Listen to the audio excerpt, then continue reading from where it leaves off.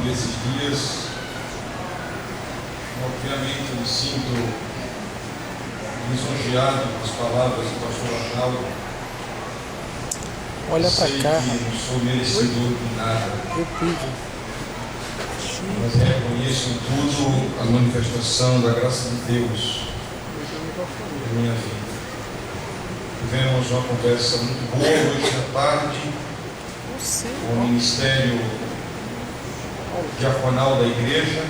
Márcio está E pedir que eles continuem orando para que Deus de fato confirme a sua vontade, se é para vir ou se é para ficar lá mesmo. Nosso desejo é poder estar contribuindo, cooperando de fato na obra do Senhor, onde o Senhor quiser. Eu me alegro muito em poder usufruir da amizade do pastor Arnaldo, para mim um privilégio, da sua família, e um desafio muito grande pensar na possibilidade de estar aqui trabalhando com os irmãos. É um desafio muito grande. Então, os irmãos, orem por isso. Eu falei hoje à tarde que minha esposa e meus filhos são conscientes disso. O coração deles se inclinam para vir para cá, agudo. E o meu também. Diminuiu o agudo. Mas a gente tem que ouvir de Deus. A gente não olha, né? Muito bem, essa noite quero convidá-los a abrirem suas Bíblias. E fala para dentro. O Salmo 51, salmo bastante conhecido, salmo de Davi, servo de Deus, rei de Israel, homem segundo o coração de Deus, homem de muitas batalhas, homem que teve a vida marcada por pecados, por maquinação do mal, mas um homem em cuja vida se percebe quebrantamento, restauração genuína da parte de Deus. Salmo 51 é o texto da nossa meditação. Tem misericórdia de mim, ó Deus, segundo a tua benignidade, apaga as minhas transgressões, segundo a multidão das tuas misericórdias. Lava-me completamente da minha iniquidade e purifica-me do meu pecado, porque eu conheço as minhas transgressões e o meu pecado está diante de mim, está sempre diante de mim. Contra ti, pequei e fiz o que era aos teus olhos, e fiz o que aos teus olhos parece mal, para que sejas justificado quando falares e puro quando julgares. Eis que em iniquidade fui formado, e em pecado me concebeu a minha mãe. Eis que amas a verdade no íntimo, e no oculto me fazes conhecer a sabedoria. Purifica-me com ensopo, e ficarei puro. Lava-me e ficarei mais alvo do que a neve. Faze-me ouvir júbilo e alegria, para que gozem os ossos que tu quebraste. Esconde a tua face dos meus pecados e apaga todas as minhas iniquidades. Cria em mim, ó Deus, um coração puro e renova em mim um espírito reto. Não me lances fora da tua presença e não retires de mim o teu Santo Espírito. Torna a dar-me a alegria da tua salvação e sustém-me com um espírito voluntário. Então ensinarei aos transgressores os teus caminhos, e os pecadores a ti se converterão. Livra-me dos crimes de sangue, ó Deus, Deus da minha salvação, e a minha língua louvará altamente a tua justiça. Abre, Senhor, os meus lábios, e a minha boca entoará o teu louvor. Porque te não comprases em sacrifícios, senão eu os daria. Tu não te deleitas em holocausto. Os sacrifícios para Deus são o espírito quebrantado. A um coração quebrantado e contrito não desprezarás, ó Deus. Abençoa Sião segundo a tua verdade, edifica os muros de Jerusalém. Então te agradarás de sacrifícios de justiça, dos holocaustos e das ofertas queimadas. Então se oferecerão novilhos sobre o teu altar. Que Deus nos permita compreender bem a sua palavra, a leitura da sua palavra para a nossa edificação nessa noite. Queridos, ainda que você conheça, talvez até de cor, esse texto, ele não é ultrapassado, ele não é um texto batido, mas um texto atual, relevante e propício para a nossa reflexão nessa noite. Sobretudo quando nós consideramos o fato de que vivemos numa sociedade altamente relativista, uma sociedade que não adota, não abraça conceitos absolutos, onde tudo é relativo, onde cada conceito depende do que cada pessoa pensa. De forma prática, é isso que nós vivemos. E quando nós pensamos no conceito de pecado, já não se tem o entendimento de pecado no âmbito social, no mesmo nível daquilo que nos é apresentado pela palavra de Deus. Quando nós vivemos uma época de esfriamento espiritual, onde as pessoas combatem até a importância e a necessidade de confessarem seus pecados publicamente, quando os seus atos se tornam de conhecimento público. Quando pessoas combatem e rejeitam a ideia de vida piedosa, porque muitas vezes o conceito de vida piedosa ficou relegado ao século XIX ou séculos mais atrás ainda. E aí, quando nós lemos um texto como esse, pelo menos a minha mente, ela é reativada para pensar que o crente que Deus deseja que eu seja é um crente piedoso, é um crente que a todo instante procura andar com o Senhor, e andar com o Senhor implica em admitir que pecado é pecado, e admitir e ter na cabeça o conceito correto de pecado como sendo tudo aquilo que infringe a lei de Deus, que contraria a vontade de Deus.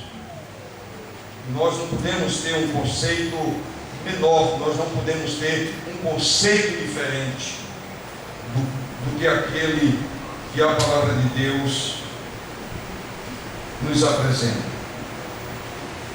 Hoje não é enfatizado tanto a necessidade de arrependimento e de confissão, porque isto muitas vezes constrange as pessoas.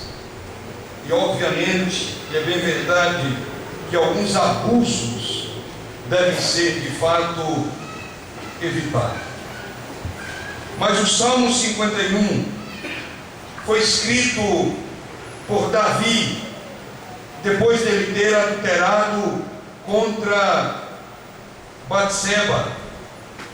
E a Bíblia nos informa que Davi foi, depois de haver pecado, foi confrontado por Natã. Os irmãos conhecem a história. Quando aquele homem de Deus, com muita simplicidade e humildade, e arriscando a própria cabeça, porque ele estava não diante de um homem simples, mas diante de um rei que tinha autoridade de inclusive mandar sentenciar aqueles que contrariavam a vontade dele enquanto rei de Israel. E Natã, correndo risco de ser fuzilado, de ser morto, ele vai e confronta o rei, porque ele vai em nome do Senhor. Depois dele trabalhar a sua confrontação por meio de uma analogia, quando ele conta que um homem tinha várias ovelhas, mas ele podendo usufruir das ovelhas que ele tinha, ele então cresce os olhos na ovelha que alguém tem ali, e ele pede para se beneficiar daquela única ovelha que um proprietário tinha. E Natã pergunta: o que é que merece esse homem? E Davi diz: esse homem merece morrer. Ele sentencia de pronto, e aquele homem de Deus diz: esse homem és tu, esse homem é você. Que coragem daquele profeta! Como aquele homem Natã andava com Deus. Porque confrontar alguém dessa maneira, só de fato andando com Deus, só quem de fato entende que importa mais obedecer a Deus do que aos homens. Por isso Natã então o confrontou. E foi nessa convicção, depois de ter sido confrontado, depois de admitir o seu pecado, que Davi então compõe esse salmo. E aqui Davi pede que Deus não retire dele o seu espírito, porque Davi tem a experiência de que enquanto ele escondeu o seu pecado, enquanto ele se calou diante de Deus e não confessou o seu pecado, a alegria da salvação lhe foi tirada, e ele experimenta efeitos psicossomáticos por causa do pecado escondido na sua vida, e ele diz que os seus ossos secaram. Ele tem a experiência de quem vê chagas saindo do seu corpo, porque a sua carne apodrece por conta do pecado camuflado, escondido, guardado, segredado no coração, ainda que ele mantivesse a aparência de um homem piedoso. Eu quero dizer que eu e você, nós não somos diferentes de Davi. Nós temos a capacidade de dar a aparência do que de fato não somos, ainda que seja por tempo determinado. Mas nós temos a capacidade de enganar as pessoas.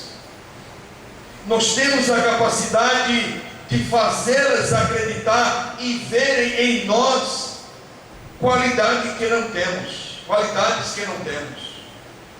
Nós temos essa capacidade.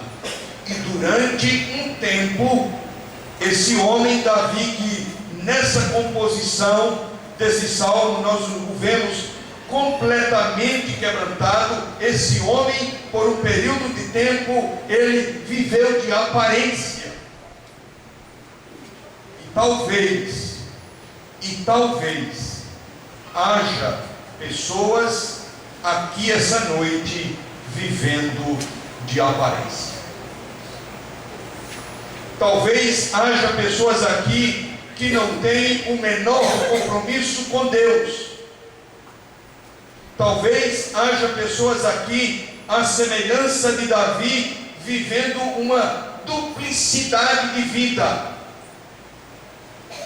Quando para a igreja e para os irmãos na fé demonstram uma coisa, mas na sua intimidade, na sua privacidade, fora das vistas da igreja, ele tem outro comportamento, mesmo sabendo que tudo quanto faz, o faz na santa presença de Deus.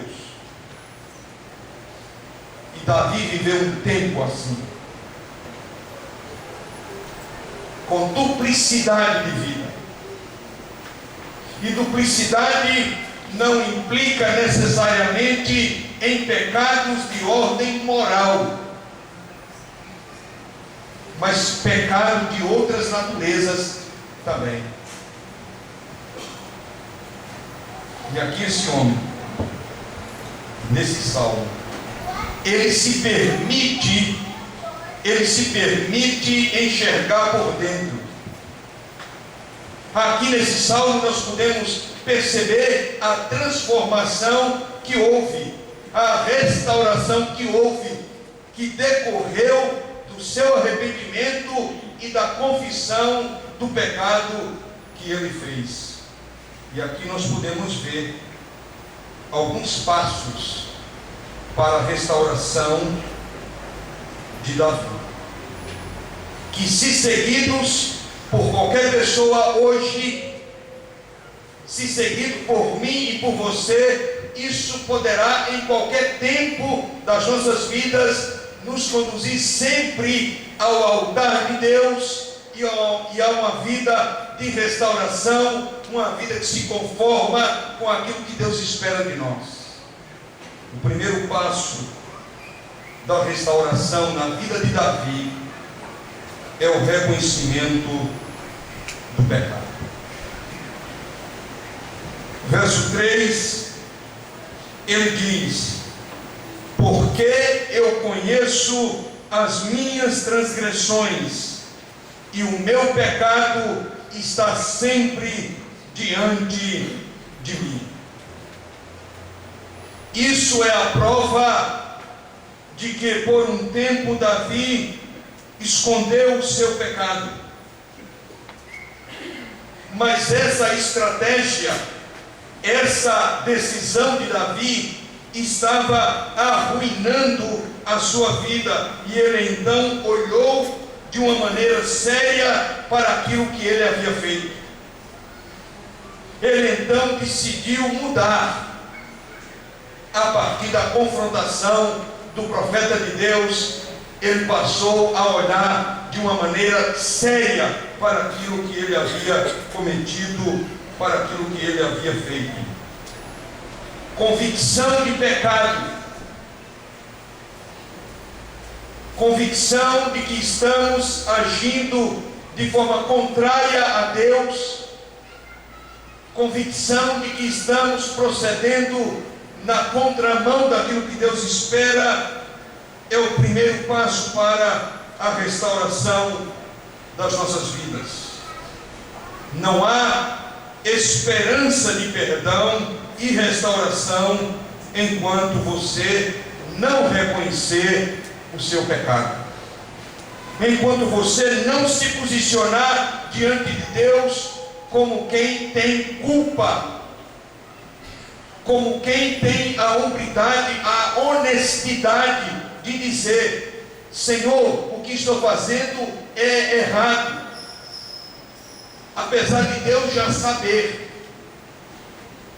Mas Deus sempre espera que nós admitamos e concordemos com Ele que o que estamos fazendo de fato contraria a sua vontade. Não olhe para os outros. Não julgue os outros. Seja honesto com você mesmo e pare de se justificar. Ontem eu falei isso. Quando não estamos andando com Deus, nós focamos nos erros das pessoas. E nós queremos sempre atribuir às pessoas a responsabilidade do nosso insucesso, a responsabilidade do nosso fracasso. E Davi aqui ele não podia atribuir a outras pessoas o naufrágio, a decadência que ele estava experimentando e vivendo naquela situação, naquele momento. Portanto, se você deseja ter a vida restaurada, se você deseja de fato andar com o Senhor, admita que o que você está fazendo é pecado e não atribua isto como sendo de responsabilidade de outras pessoas. Faça como Davi: eu conheço as minhas transgressões. Faça como o filho pródigo: Pai, eu pequei contra os céus e pequei também perante ti, e não sou digno de ser chamado teu filho. As pessoas, eu e você, temos a tendência de não querer olhar para dentro de nós mesmos. E Davi sabia que o culpado era ele próprio. Por isso ele disse que a transgressão dele estava sempre diante dele. Transgressão de culpa é indício de que o arrependimento ainda não nos alcançou.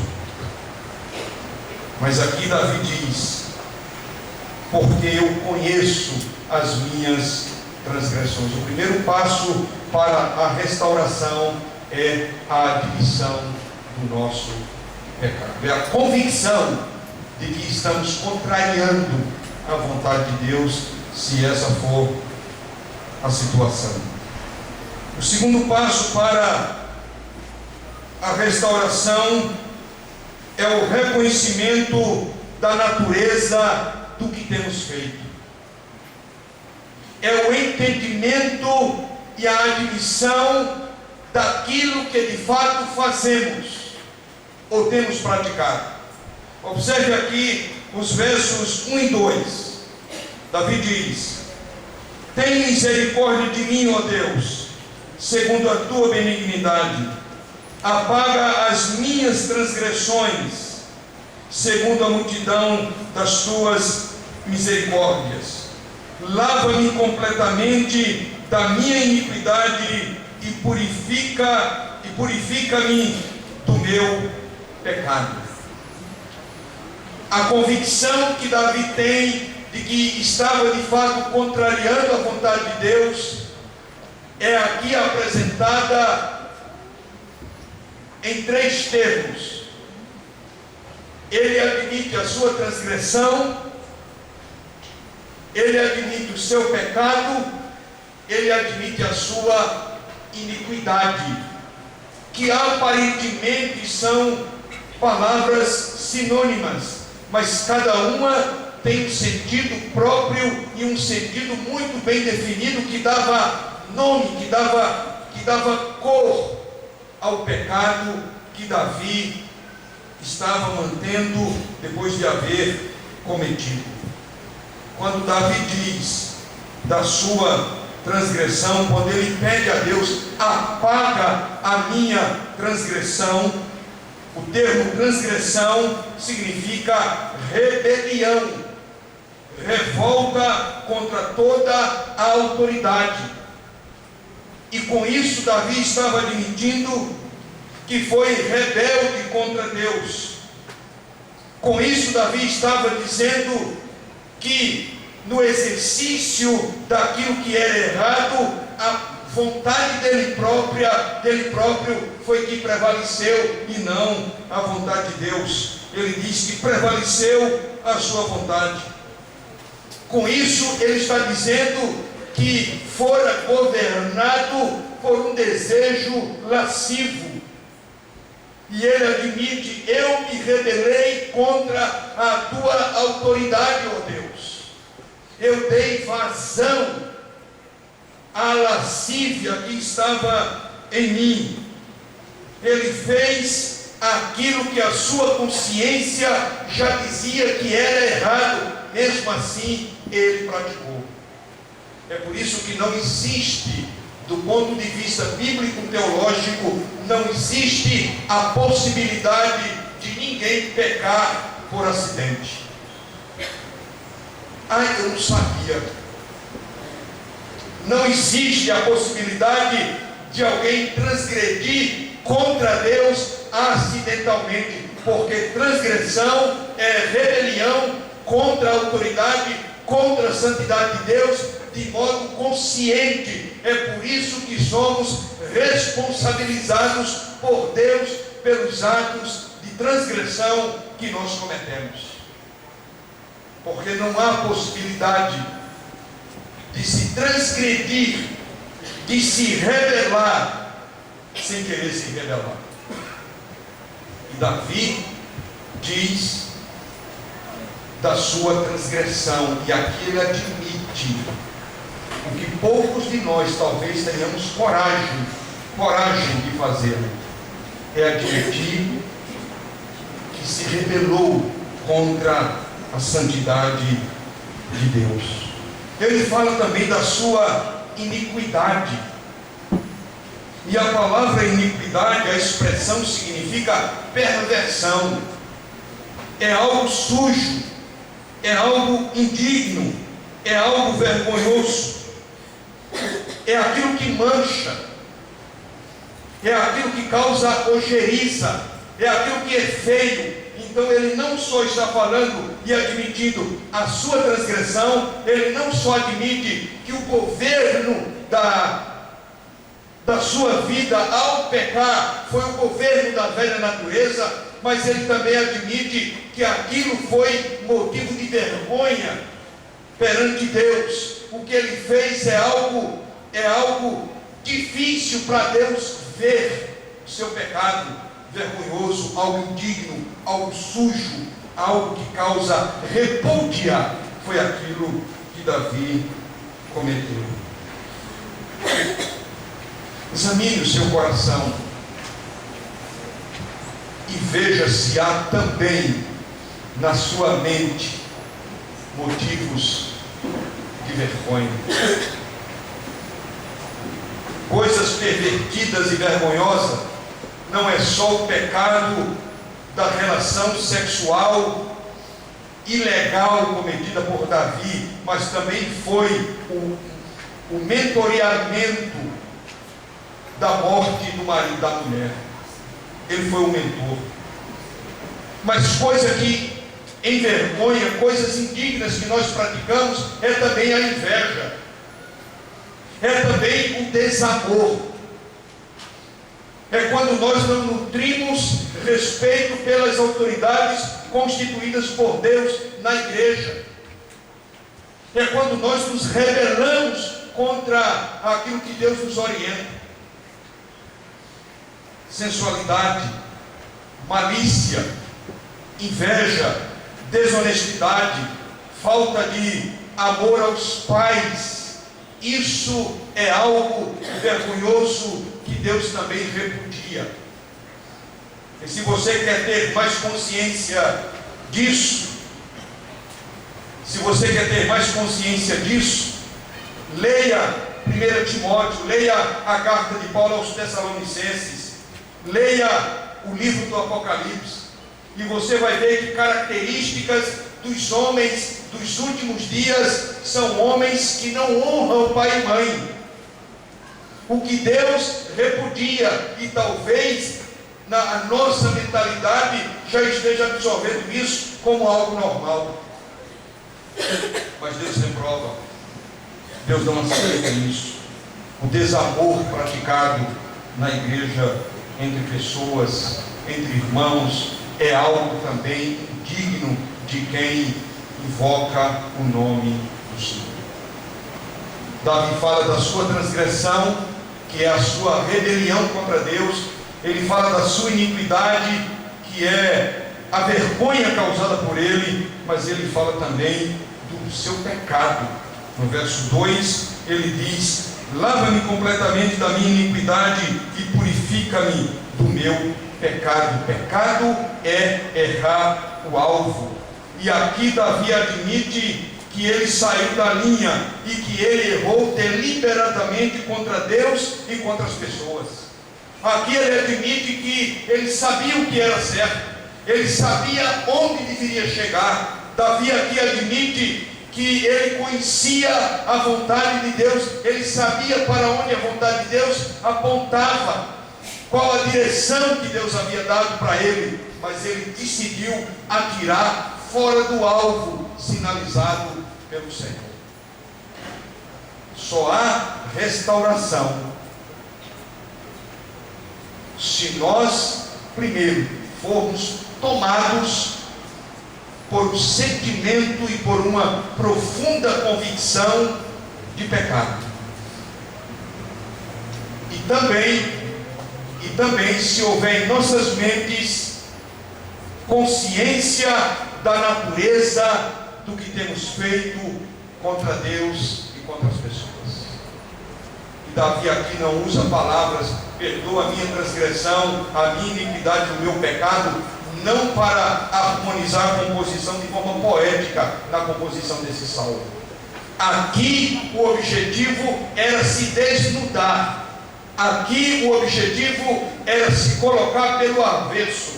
Aqui o objetivo era dizer: Senhor, tudo aquilo que o Senhor tem falado a mim através do teu profeta é verdade, eu admito, foi isso que eu fiz, foi isso que eu pensei, e é isso que eu tenho que confessar ao Senhor. Eu me rebelei contra o teu governo, eu me rebelei contra a tua vontade, eu fiz o que era indigno, quando a minha mente já sinalizava e apontava para isso, e eu decidi errar o alvo espontaneamente, de forma deliberada, querendo dar vazão à minha vontade e não à tua vontade. Enquanto eu e você não aprendermos o que significa isso, nós podemos viver uma vida meramente superficial. Meramente superficial. Mas um dia Deus acha. E o nosso desejo aqui não é que um dia você seja exposto. Nosso desejo aqui é que você tenha consciência do que Deus espera de você, e antes mesmo de se tornar um escândalo, você se quebrante diante de Deus. Você se desarme e diga: Senhor, de fato eu estou vivendo uma miséria, a minha vida não tem sentido, e eu sei porque não tem sentido. Eu tenho apontado para as pessoas, eu tenho culpado e atribuído responsabilidade ao meu pastor, mas na verdade o problema sou eu. Entenda isso. Quando não estamos bem com Deus, a nossa tentativa será sempre de responsabilizar os outros, de atribuir responsabilidade aos outros pelo nosso fracasso. Mas Deus não pedirá conta àqueles a quem você atribui responsabilidade. Deus vai pedir conta a você, porque Paulo diz que cada um de nós dará conta de si mesmo a Deus. Romanos 14, 12. Davi tinha consciência de pecado e tinha consciência da natureza do que ele cometeu. Terceiro passo para a restauração é confessar tudo aquilo que nós fazemos, entendendo que o que fazemos de errado é feito contra Deus e diante de Deus. É impossível pecar por acidente, tanto quanto é impossível pecar às escondidas dos olhos do Senhor. Cada ato libidinoso que você pratica, cada pensamento que você alimenta no seu coração, quando deita na cama,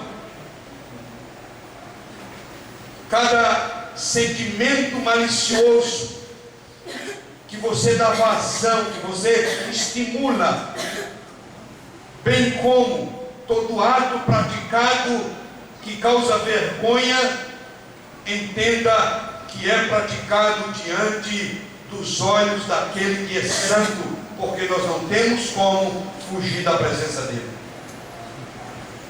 Nós não temos como fugir da presença dele.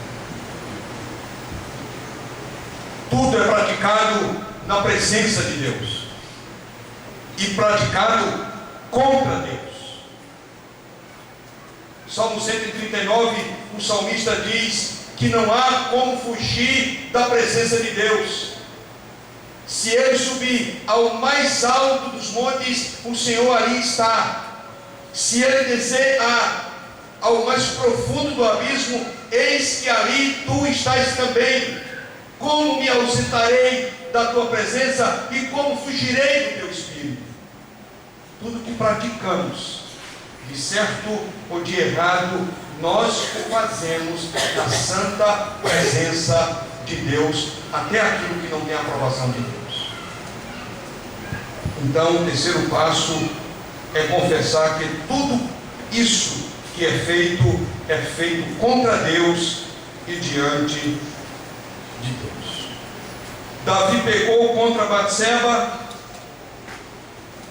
Davi pecou contra Urias, Davi pecou contra a sua família, mas por que Davi diz que pecou apenas contra Deus? Verso 4: contra ti somente pequei e fiz o que aos teus olhos parece mal. Mas Davi não pecou apenas contra Deus. Davi pecou contra Batseba, ele pecou contra Urias. Davi desonrou a fidelidade à sua família. Porque então Davi está dizendo: contra ti somente pequei. Por uma razão muito simples. Porque todo pecado que é praticado contra alguém é pecado também contra Deus que criou esse alguém. É impossível amar a Deus sem amar o próximo.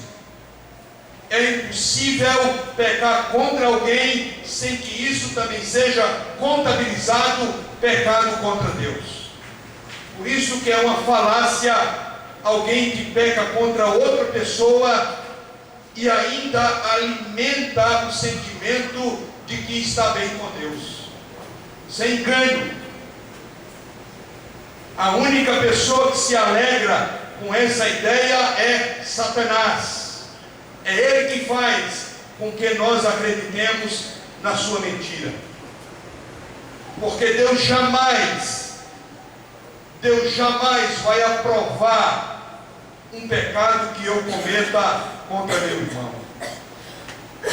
Alguém que é maledicente, alguém que fala mal das pessoas na ausência delas, alguém que espalha dissensão,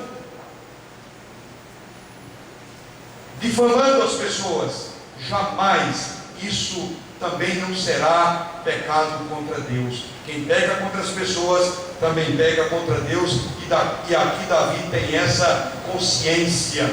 O seu pecado foi contra Batseba, o seu pecado foi contra Urias, o seu pecado foi contra a sua família, e por isso ele tem o entendimento, por isso ele tem a convicção de que o seu pecado também foi contra Deus. Por isso ele é tomado por esse sentimento aqui. Todo mal cometido contra uma pessoa é automaticamente desaprovado por Deus, pois ele não consente. Davi violou a sua consciência. Davi desobedeceu a palavra de Deus. Davi ultrajou a santidade de Deus. Davi escarneceu do seu amor. Davi pisou na graça de Deus. Davi cuspiu na vontade de Deus quando ele cometeu o pecado que cometeu. Sempre que pecamos, nós nos insurgimos contra o Senhor. Nós nos insurgimos contra a santidade do Senhor. E aqui Davi está admitindo que ele não tem desculpas, que ele não tem direitos para apresentar diante de Deus. Davi entende que não tem nada ele tem a pleitear diante do Senhor. Por isso ele reconhece a razão de ter pecado. E a razão de Davi ter pecado não foi por causa do mundo fora dele. Davi não pecou, não foi por causa da beleza de Batseba. Davi pecou não foi por causa da sensualidade ou da insinuação daquela mulher. Davi pecou por conta do seu coração corrompido. Davi pecou não foi por causa do mundo fora dele, mas sim por causa daquilo que está dentro de nós, por causa dessa natureza carnal, miserável, que nós carregaremos até a morte, ou se formos arrebatados, quando então seremos livres. E ele tem essa consciência. O verso 5 ele diz: eis que iniquidade, eis que em rebelião eu fui formado, eis que em iniquidade fui formado, e em pecado me concebeu a minha mãe. Ele traz a corrupção do berço, ele tem essa consciência. Por isso ele não assume a posição de quem vai atribuir aos outros a responsabilidade pelo seu pecado. Davi está dizendo aqui: meu coração é uma fábrica de iniquidade. Jesus disse que os maus desígnios procedem do coração do homem. Só há restauração para quem tem convicção de pecado, para quem compreende a natureza do pecado cometido. Só há restauração para quem está disposto a admitir que o pecado que cometeu é pecado contra Deus e diante de Deus. O filho pródigo, ele sabia ter contrariado o sentimento e a vontade do seu pai. Ele sabia disso. Mas ele diz na sua confissão que vai chegar na casa do pai e vai dizer: pai, eu pequei contra os céus, mas eu pequei também diante de ti. O meu pecado também foi contra o Senhor. Por isso, queridos, nós temos no Salmo 51 uma chamada ao arrependimento. Nós temos nesse salmo uma convocação ao quebrantamento diante de Deus. E o que nós temos na palavra de Deus,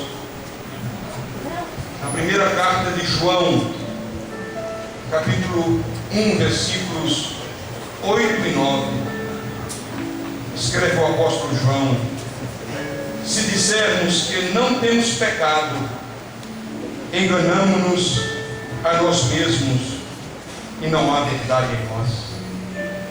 Mas se confessarmos os nossos pecados, Ele é fiel e justo para nos perdoar os pecados e nos purificar de toda injustiça, de toda iniquidade, de toda transgressão.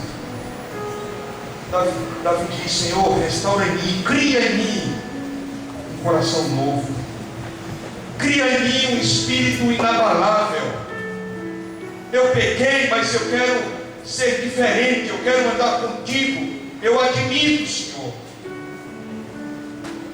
E aqui está o segredo, aqui está a resposta para a vida desse homem, que a despeito do pecado cometido, é apontado como um homem segundo o coração de Deus. Eu quero dizer a você que a despeito da vida que você tem levado, você